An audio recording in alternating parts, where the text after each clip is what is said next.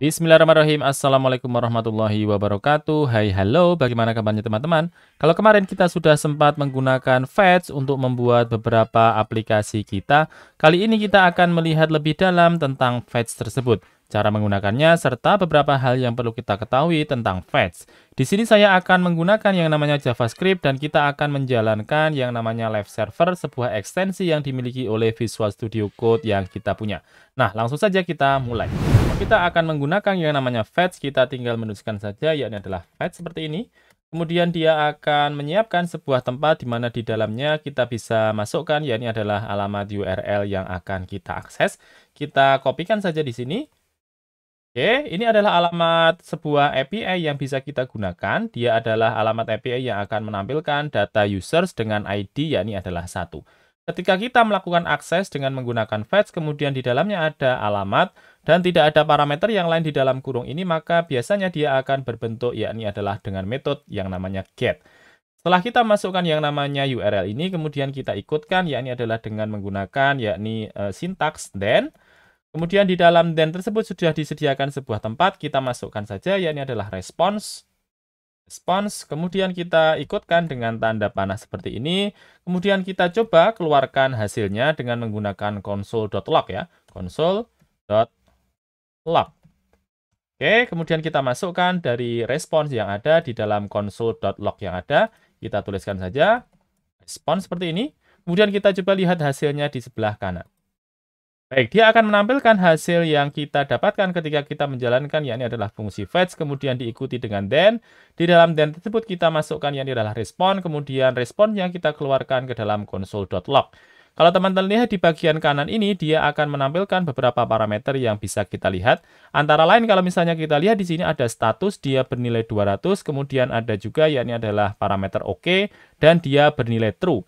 Kemudian kalau misalnya kita ingin melihat data yang akan didapatkan ketika kita melakukan akses terhadap request.in API users 1, dia tidak akan menampilkan data ya. Karena sebenarnya data yang ada dicakup di dalam body ini, dia berbentuk readable stream. Nah, bagaimana cara kita biar bisa melakukan pembacaan kepada body ini? Kita perlu melakukan convert terlebih dahulu dari data yang didapatkan sehingga dia bisa kita baca. Nah, untuk melakukan convertnya kita bisa menggunakan yakni adalah .text, .blob, .json atau yang lainnya yang bisa kita gunakan.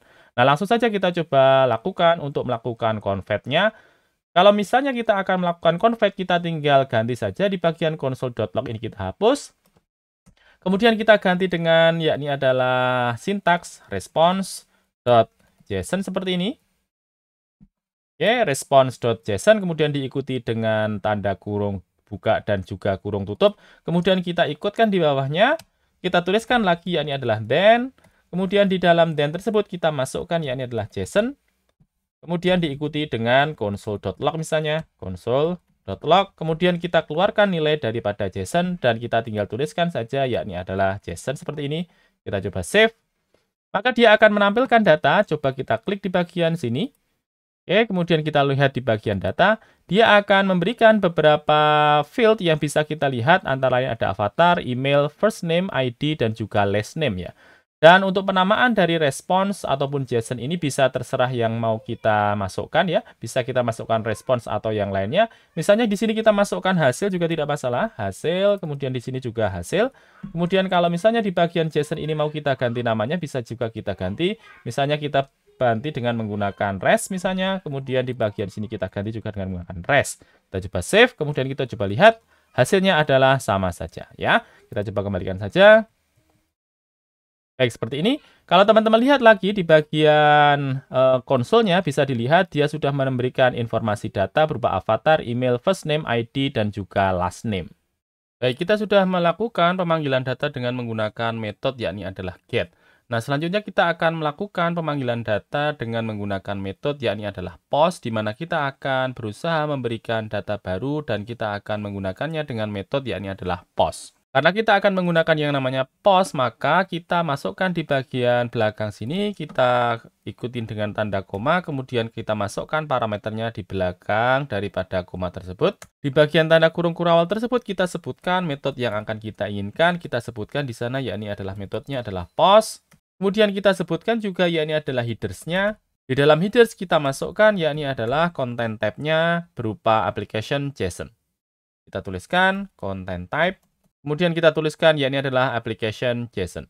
Nah, setelah kita masukkan yang namanya headers, kita sebutkan juga dan juga kita ikutkan yang namanya body, di mana body tersebut akan kita ikutkan parameter yang akan kita postkan ke API yang akan kita tuju. Kita ikutkan dengan menggunakan tanda koma, kemudian kita masukkan ke dalam body. Kemudian kita ikutkan dengan menggunakan JSON, kemudian stringify. Dan di dalam JSON stringify tersebut kita masukkan tanda kurung buka dan juga tanda kurung tutup. Kemudian kita tambahkan yakni adalah kurung kurawal di dalamnya. Dan di dalam kurung kurawal tersebut kita masukkan parameter-parameter yang akan kita ikutkan dalam proses method post tersebut. Misalnya kita masukkan yakni adalah parameter name.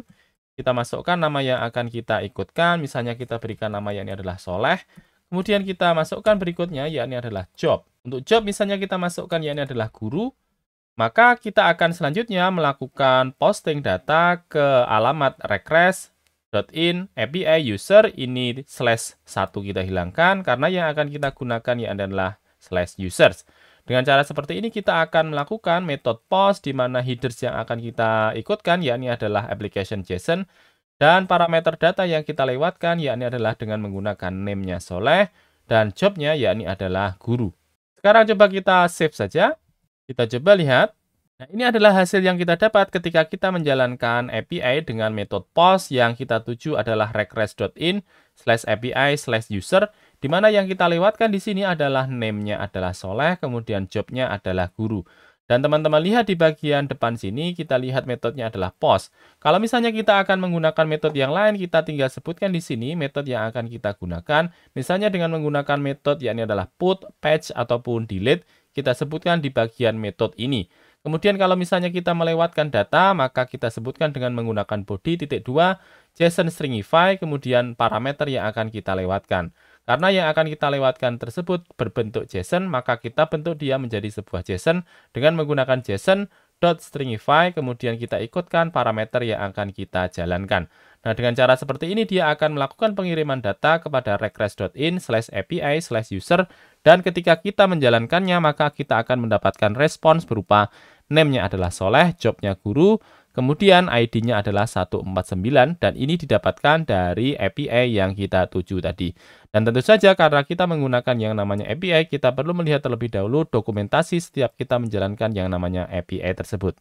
Sekarang coba kita akan membuat skenario baru. Di sini kita sebelumnya menggunakan metode yakni adalah post, kita hilangkan saja di sini.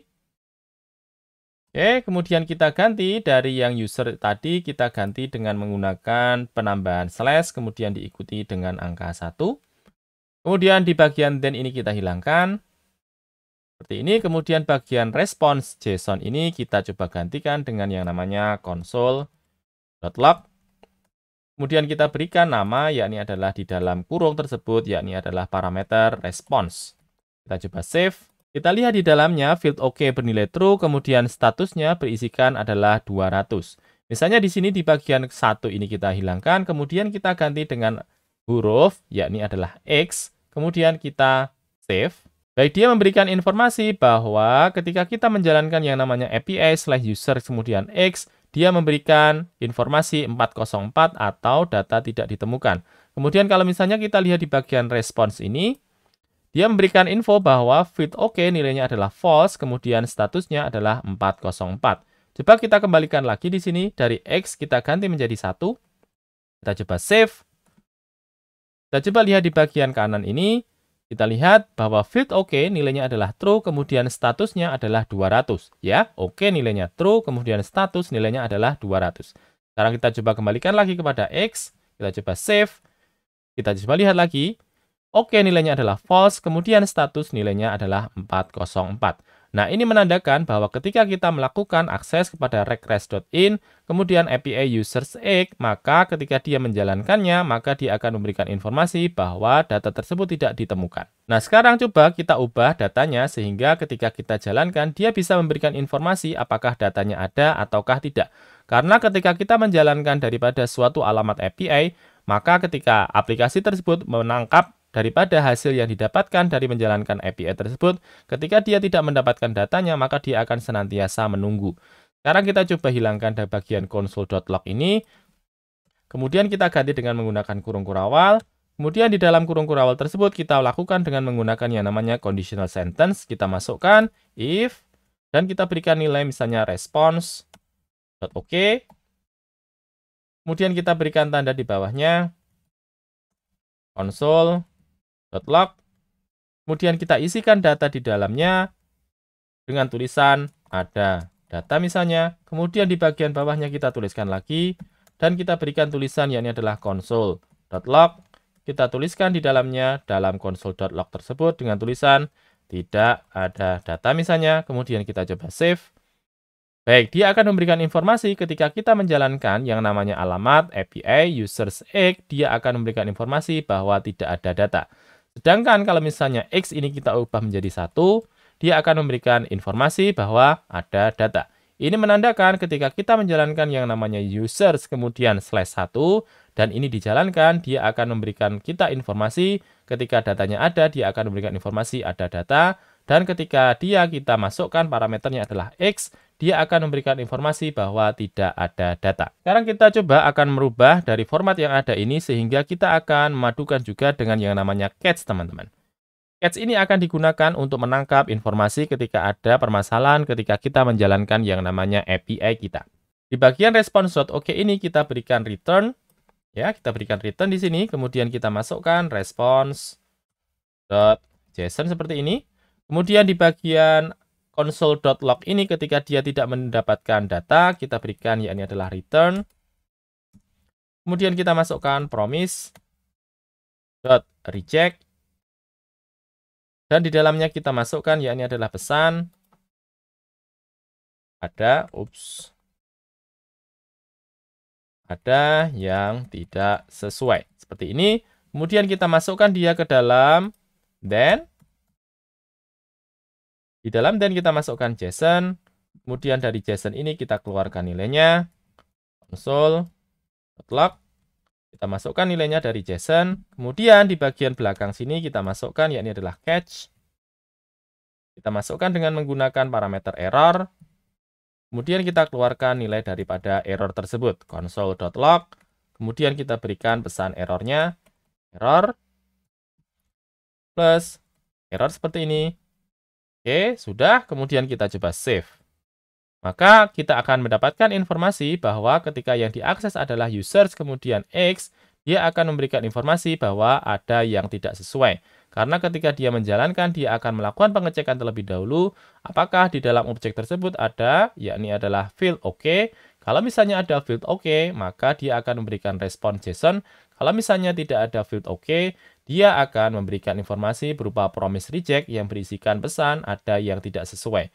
Karena kita menggunakan promise reject, maka data tersebut akan ditangkap dan akan dikeluarkan ke dalam catch yang ada di bagian bawah. Nah, sekarang misalnya di bagian X ini kita hilangkan, kemudian kita ganti dengan angka 1, kemudian kita save, maka dia akan memberikan informasi data sesuai dengan yang dimiliki oleh API tersebut. Misalnya kita akan ubah lagi dari data yang ada ini sehingga dia bisa memberikan informasi yang lebih detail, kita bisa lakukan juga dengan menggunakan cara, yakni adalah di bagian promise reject ini kita masukkan ke dalam bentuk array lagi. Di dalam promise reject kita hilangkan dari pesannya, kemudian kita masukkan dia ke dalam objek. Di dalam objek kita masukkan misalnya adalah status. Di dalam status kita masukkan daripada data response.status. Oke, seperti ini. Kemudian di bagian catch kita sesuaikan dengan data yang didapatkan dari promise reject ini. Kita coba hilangkan di bagian console log ini. Kemudian kita hapus. Kemudian kita masukkan ke dalam tanda kurung kurawal. Dan di dalam tanda kurung kurawal kita lakukan dengan menggunakan yakni adalah conditional sentence. Kita masukkan misalnya dengan menekan if. Kemudian diikuti dengan tanda yakni adalah error.status. Sama dengan 404, kita berikan informasi console.log. Kita masukkan di sana bahwa data tidak ditemukan misalnya. Kita coba save. Kemudian coba kita ganti dari angka 1 menjadi X. Kita coba save. Maka dia akan memberikan informasi bahwa data tidak ditemukan. Misalnya 404 ini kita hilangkan. Kemudian kita ganti dengan yang lain. Misalnya 201. Maka tidak akan ada informasi data yang tidak ditemukan di dalam console log-nya. Sehingga ketika kita punya beberapa error status di sini, kita bisa sesuaikan di dalam conditional sentence, di dalam catch dari error tersebut. Nah, ini adalah sebuah cara di mana nanti kita bisa manfaatkan yang namanya fetch ketika kita menjalankan dan juga dilakukan dalam proses pemanggilan API yang kita lakukan, sehingga bisa memberikan informasi yang lebih detail ketika kita menjalankan. Tetapi pada prosesnya, kita misalnya cukup melakukan yang biasa kita lakukan dengan menggunakan response, ya. Kemudian kita hilangkan bagian ini, kemudian kita tuliskan lagi response.json, kemudian kita proses dia ke dalam console.log. Atau misalnya ada error, kita keluarkan daripada errornya dengan menggunakan console.log, disertai dengan errornya. Kita coba save, maka itu sudah merupakan hal yang cukup. Nah, itu tadi penjelasan kita teman-teman tentang fetch ya. Semoga bisa diambil manfaatnya. Kita berjumpa lagi di video berikutnya. Mohon maaf kalau misalnya ada kesalahan. Terima kasih. Wassalamualaikum warahmatullahi wabarakatuh.